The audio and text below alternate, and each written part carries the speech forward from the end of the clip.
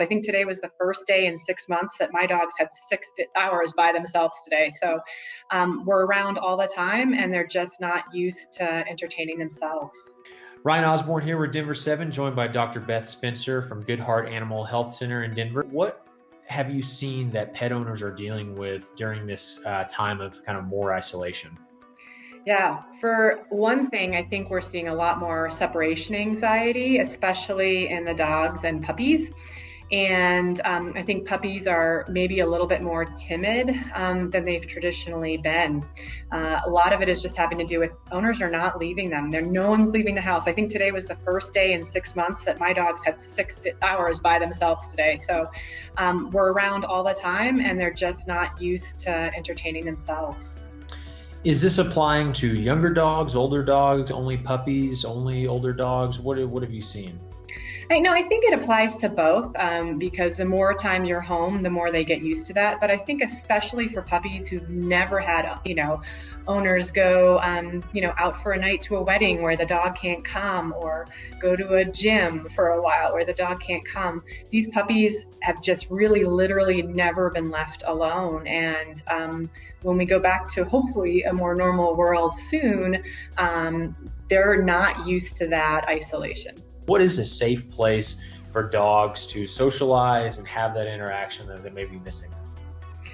So I think a lot of it depends on the age of the pet. Obviously for older pets that, have had all their vaccines and current on vaccines and current on parasite prevention, then yeah, sure.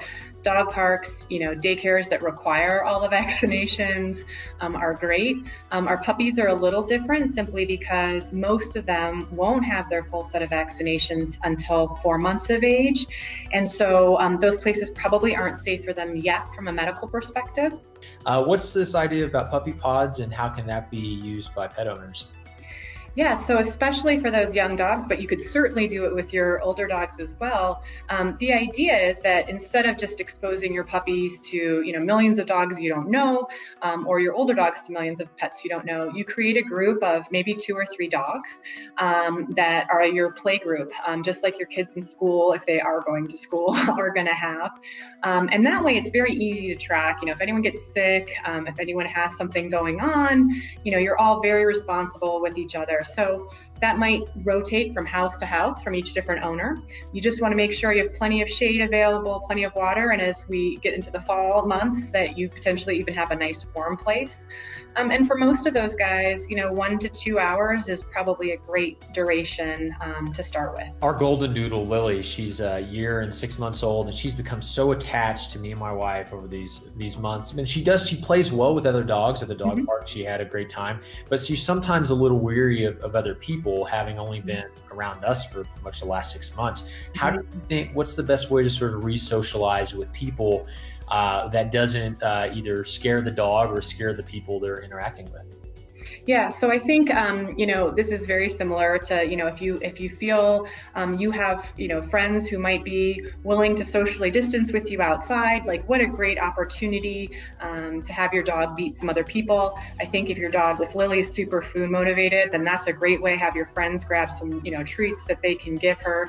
Let her go investigate them rather than them coming and running up to her. But isn't it crazy though how during COVID-19, we have all this stuff going on that it could have such an impact on pets. I mean, that's pretty interesting that that's become a trend as well. Yeah, well, I think, and this is just opinion, but, a lot of us as humans, maybe not getting our socialization as much as we'd like to, and we're really relying on our pets to help, bring us up, to give us a good day and some positive reinforcement. So it's not surprising that as we lean on them a little bit more, they're sort of leaning back in. And I guess just wrapping up here, if you had to kind of whittle this all down to one piece of advice for pet owners during this time, what would you tell them? I'm going to say two, but vaccinate your dogs, get them on that parasite prevention before you socialize them. But also you have to leave them alone sometimes. It's part of normal development for all of us, and it's really important for these little guys right now.